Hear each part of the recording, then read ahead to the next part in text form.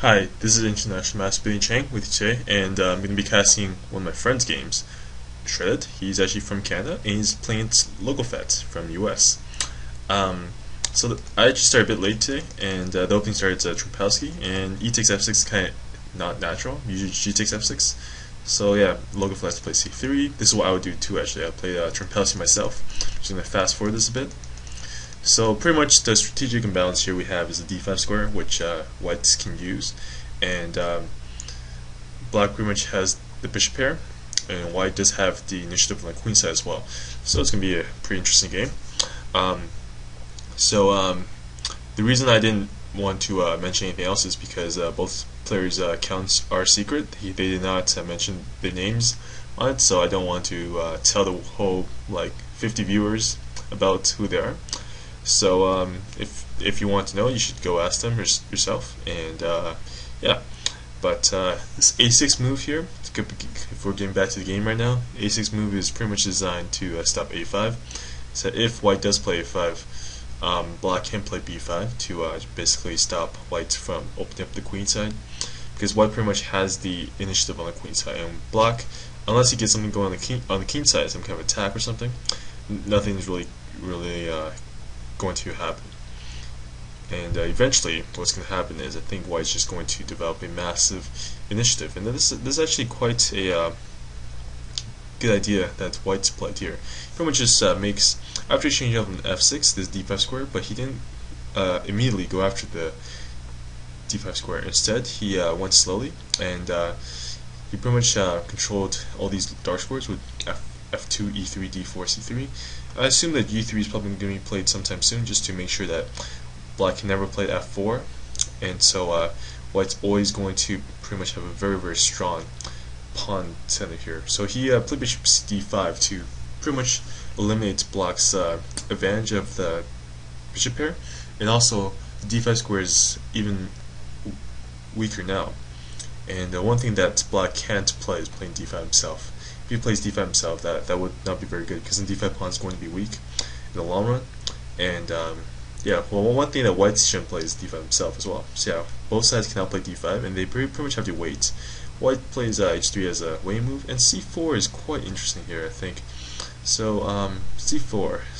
So I didn't really expect this move, but I guess if white didn't really do anything to stop black from playing c4, c4 is great, because after, let's say, queen c2, or queen b1, black can play queen b7 to stop e4, and playing rook e8. Pretty much, white's just gonna stop d5. Or this happens. Okay, so now he gives. So he played d5. I'm not quite sure if that's necessary. I think he should play queen b7, because this d6 pawn controlled e5 for the time being. But it seems like black. I mean, it seems like white doesn't really have much to do here. So I think that this kind of idea is right, that black played here, pretty much guarding e4 even more so than before, because white has nothing on the queen side anymore, because that was his idea originally. But now there's really not much going on here. I think after a move like rook e8 and just double rooks on e file, this should guarantee black a pretty significant advantage. I'm not going to open Houdini, although you can if you're watching. You can open Houdini if you're watching. So usually if I'm watching a game and I'm not quite sure I understand who's better, I open up Houdini to take a look at who's better, and I can properly assess the position. But in this case, I'm not going to. So I'm just going to assume that black is still slightly better here, because white really has to play e4 or g4, and because black realizes this, he plays h4 to pretty much stop g4. So if you plays g4, black's just going to play h6, g3 en passant. And in this case, he played f3. So I think just knight d6 is fine, controlling e4 some more, and bishop f6 probably. If queen 2, just bishop f6 with queen e7.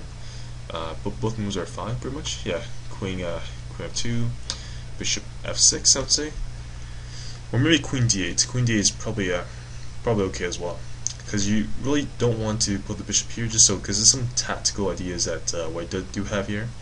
But I'm assuming that he can get away from tactical ideas by playing king g7, which is rook e6. Rook e6 is a fine move, and a move like this seems to be okay. I think white's eventually going to play f4, or double up. So okay, so pretty much the main strategic idea here is going to be playing e4, and right now I'm not sure if he can play e4. I think that bishop d8 is probably best, just to get this bishop out of harm's way when he does play e4, because there are some tactical ideas here that black has to watch out for.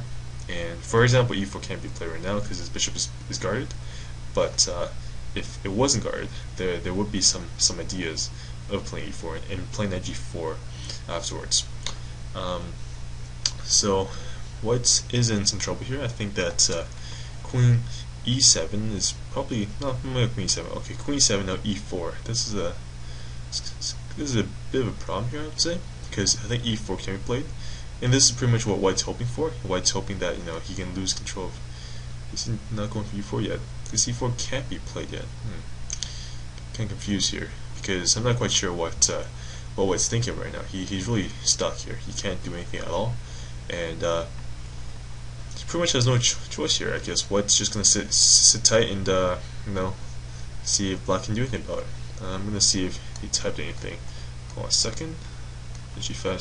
So there's some audience participation here, and there's some audience participation, and but yeah, I'm not quite sure. My friend hasn't said anything yet, and I'm not too sure what to do here. I guess, well, I mean, okay, so f4 is played finally, and this is a good idea because, well, now he gets knight e5 in, and white was pretty much just waiting for his opportunity to get something like this in, and now the h4 pawn is kind of weak, so he gets queen h8. Yep, queen h8, and after knight e5, I think knight e5. I would say just I would seriously consider taking it, but probably probably not a good idea. Probably just rook e8 down. Rook e8 down is best, and then playing bishop d8, because you really want to play f6. You don't want to take this guy. If you take this guy, then white's gonna have a lot more stuff than before. I think rook e8 definitely is a move that you should play. This is a really good idea actually. Rook e8, queen 8, and then rook e8. That was actually a very strong idea, because I missed the rook e8, queen f3, forces knight e4, because black does not want to play knight e4 either. And here in this case, I think that bishop rook h8, that's good, bishop rook h8, and probably bishop d8 coming up, and black is actually low on time. Now, this is a really strong strategic game played by both sides here. And okay, so f6 actually wins a piece here, so he has to play f6. He does not win the piece. f6, knight c6, knight e4. Here, pawn takes. Queen g4, forcing f5 first, I guess, or because black's just gonna play f5. Yeah, knight f5. Eventually, can play g3 here. Black really has to move fast. Rook h5 probably just to guard. Oh, queen f3. Oh, that's a fun move, but I don't think it does anything here. This is it's going to be, yeah. So black doesn't have anything there. Queen c1, g5. Well, I'm assuming g5 is going to be played pretty soon. Just wait and see what's going to happen here. So g3 is going to be played. There we go, g3. It's en passant. And unfortunately for black here, he doesn't really have enough time to do anything about this. And well, this is it's pretty much over at this time, I would say. I mean, it's going to take a miracle for black to not lose this game, because it's a huge time disadvantage here. H2 takes 6, king here takes 6. Oh boy, king here takes here. So this is a draw by force, but yeah, I don't know. I mean, is he fast enough to get 50 moves here? I don't think so. Pretty sure it's not. Move 70. Yeah, he's not gonna be able to get there. But he had a nice try. That was too bad. But I figured that was gonna happen. Shred is a really fast player. If you check his stats and stuff, his bullet rating, 1 minute rating, blitz rating, he is really good. And I was surprised he was actually low on time, because he's usually far ahead on time.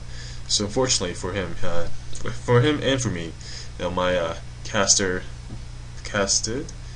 person lost again. That was too bad. But thank you to Shred for allowing me to cast him, and I hope you guys enjoyed this game, even though it wasn't quite as exciting as I hoped it was. It was just it was a big strategic battle, pretty much. And I guess I will see you guys next time. Thank you very much, and bye bye.